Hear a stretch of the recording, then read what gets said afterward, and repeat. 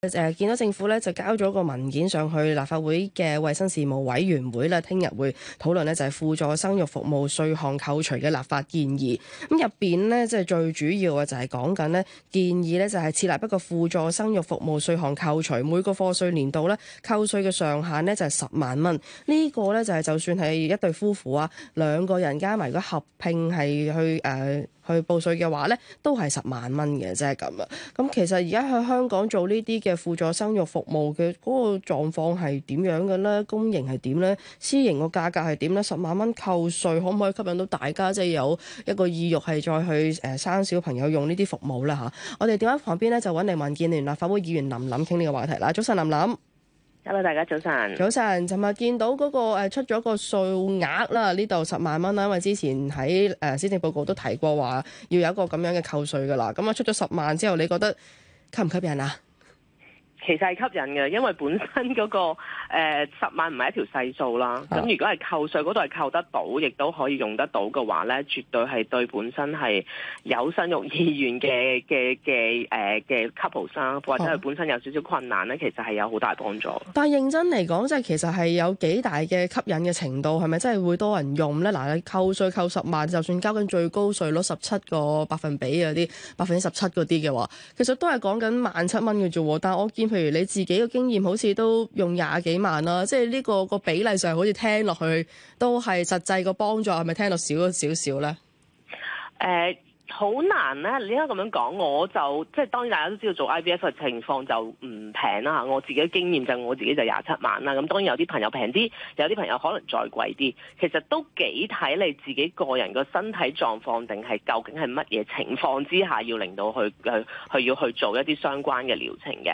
咁所以我好難即係當然好多人問10萬蚊夠唔夠？如果講夠唔夠就一定係唔夠嘅。咁但係講緊 cover 晒，我又覺得冇必要政府完全0蚊咁樣，要你自己零付出地幫你全部 cover 晒成條數。咁我諗成個意願啦，當時我相信大家睇施政報告，淨係集中睇嗰2萬蚊大利是啦。咁其實呢一個舉措咧，我覺得最主要就係即係 send 到個 message 俾大家，就話喂，其實政府真係希望支援到令到大家個生育意欲係可以再強啲。咁包括除咗呢方面，其實佢托兒嗰方面都有其他一啲相應嘅一啲措施去做啦。咁但係如果整體睇成個關於叫做希望鼓勵大家生仔嘅狀況啦，始終我哋面臨個問題就係現實狀況嚟睇咧，香港嘅女性都係普遍遲婚嘅。我哋講緊個結婚嘅嗰個中位數係講緊32點幾啊嘛，咁32點幾先至去做，先至再去生小朋友，其實本身已經係高齡產婦。咁當然政府我當時如果大家仲記得嘅話，我都有問過特首話我哋希望係咪可以做到一啲處卵嗰方面嘅服務咧？唔係話真係要做生已經結咗婚嘅情況之下，係咪都可以前期做一啲功夫咧？咁當時政府嘅回應就係話希望有仔趁亂生啊！咁但係我相信大家都明白香港嘅女性都係比較即係自主性強啲，亦都希望自己喺佢哋嘅工作上有一番成就啦。咁好難叫人哋有仔趁亂生，即係20幾歲我自己就去生仔咁，係現實狀況，香港唔係一個咁樣嘅社會啦。咁所以咧，而家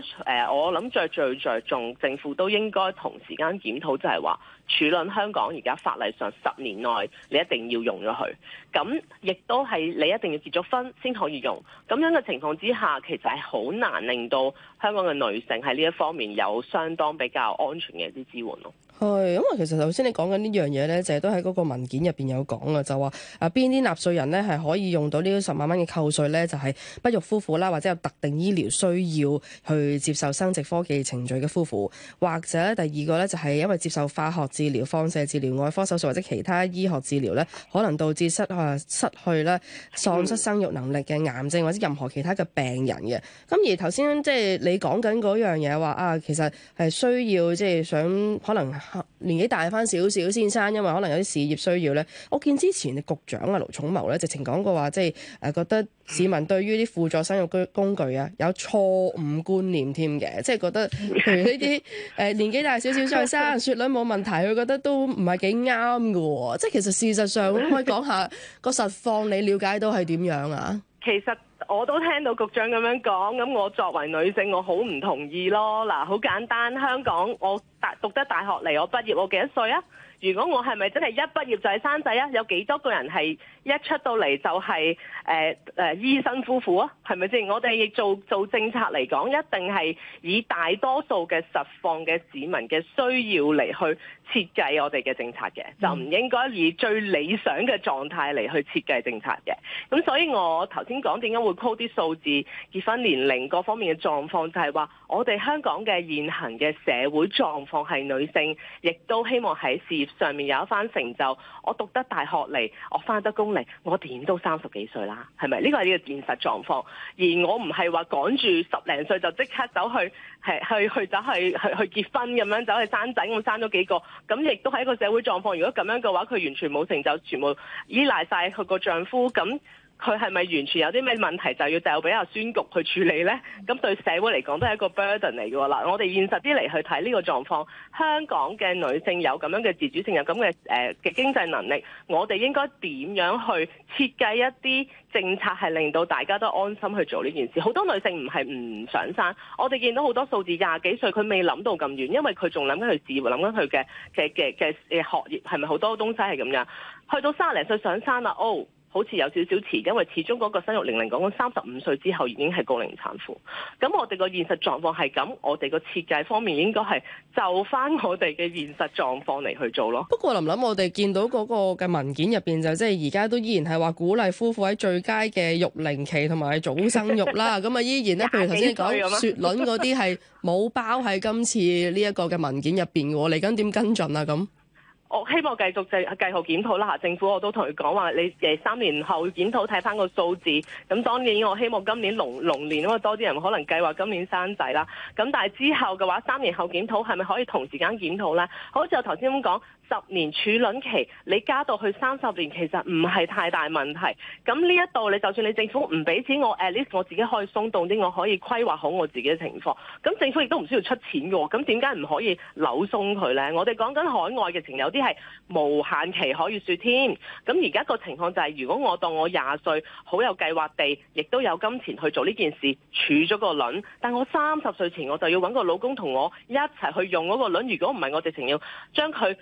將我個卵子移去第二個國家去用喎，咁似乎就唔係咁方便到，或者係似乎都唔係咁支援到呢一件事咯。最後咧都想問下，其實喺嗰個公營嘅嗰個輔助生育嘅技術方面咧，而家譬如見咧話係接受一個嘅生育評估，嗱經轉介啦嚇，個平均個輪候時間咧就係7個半月去到12個月嘅，咁你又點睇？其實嗰個嘅輪候需要嘅時間同埋即係公營服務方面可以提供到嘅嘢？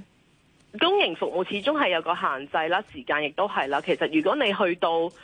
相信 couple 好少話第一次就已經去揀去做 IVF， 一定係有啲問題，可能試咗幾年，咁就真係同時間競賽啦。咁我哋都有講過呢一方面呢，希望條隊呢一定係可以短啲啦，因為始終我冇咗幾個月就冇咗幾個月㗎啦。我當時自己去即係試咗3次 fail 咗之後，我去問 IVF 嘅醫生，佢當時直情我俾醫生鬧，佢話你點解咁遲先嚟睇啊？你咁嘅情況，你成40歲㗎咯咁樣。咁所以其實嗰個時間性係